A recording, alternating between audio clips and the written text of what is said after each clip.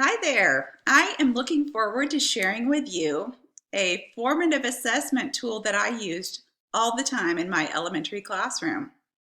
This particular tool, the KWL Chart, is wonderful at assessing nonfiction, expository text. So, for example, it's wonderful to use with a social studies curriculum or a science classroom because we have all these concepts that come up, and it's a quick way to measure how much they already know about that concept before you go on. Something else that's really great about the KWL chart is it gets your students actively involved right from the beginning of the lesson. It gets them involved in that you can do this chart together as a class before you even start learning, or they can have a chart of their own and they can fill out this chart before they start learning about this new concept. So imagine that you have a president that the students are going to learn about, and you want to know how much do they already know about this president. You would simply type the president's name here, and perhaps as a class you would call on students and you would list everything that they know in this column. And once you've exhausted what they believe to know, then you will ask a new question. What do you want to know as we learn? And list those questions here for your students to share with you.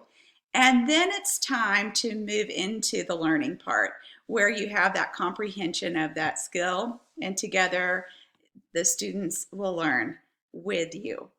As they're learning, sometimes you'll have students look up and seem excited because they just read something that was on the want to know list. And once they finish the reading segment, then it's important to go back to the list and don't jump ahead to the yellow learned area quite yet. You want to go back to the know list and then verify were they correct about what they believed to know. And if the text backed it up with evidence, then you can leave that information there. Otherwise, you may have to strike through it and discuss it. Then go back to the want to know section of your chart and take a look and assess, did we find out what we were wanting to know?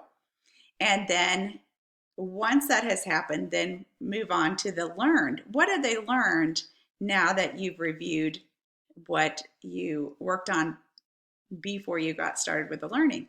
And it's really a fun way for your students to capture how much they did learn at that time. So I'd like to do an example with you.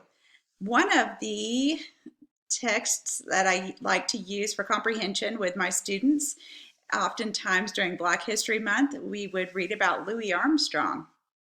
So before having this text sent out, I would just bring up Louis Armstrong's name, and we could either do this together on the board, and again we would just do the green parts, and then we would learn, then we would get to getting back to the chart, assess what we had, and then fill out the yellow.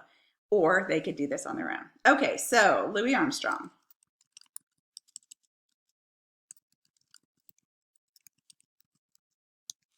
So we have our topic listed, and then we go here to the know, and I would call on students, what do you think you know about Louis Armstrong? And oftentimes I would get, he is an African American.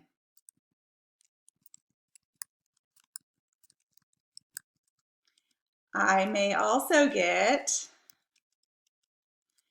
I've had this one more than once, he was a president. Now in my mind I'm thinking that's not correct, but we can go back and validate these later, but I want to let the students feel free to say what they'd like to say. Some will say something as simple as, he was famous. All right. And some may get it right. He was a musician. Okay. Once we have a nice list of what the students know, then we go to, well, what do you want to know? Well, They want to know why he's famous. Why was he famous? Because we have a couple of different ideas here. We have president, musician. Sometimes we get astronaut. They hear Louis and they get a little mixed up. Why was he famous?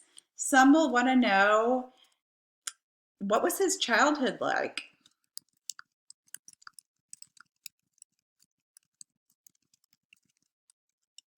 Some will want to know, is he still alive?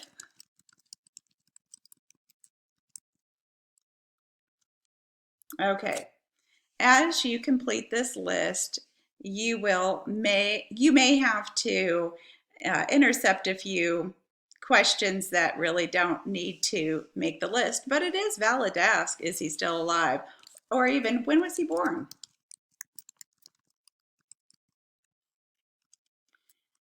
If he's famous, he probably had a passion. What was he passionate about?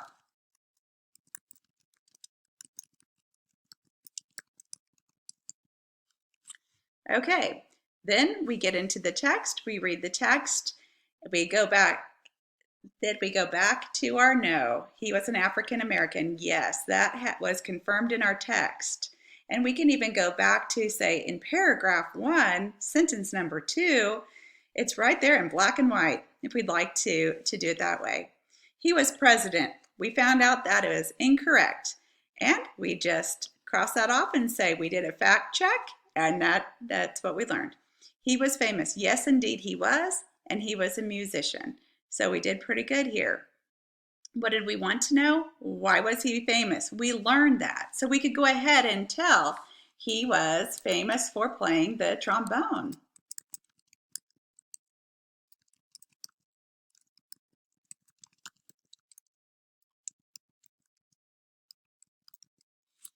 Okay.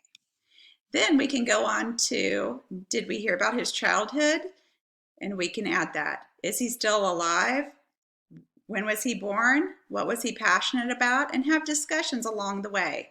But notice how this is a great way for me to assess, oh, this is a concept they don't know, or a person or a topic they don't know much about, or they know so much about.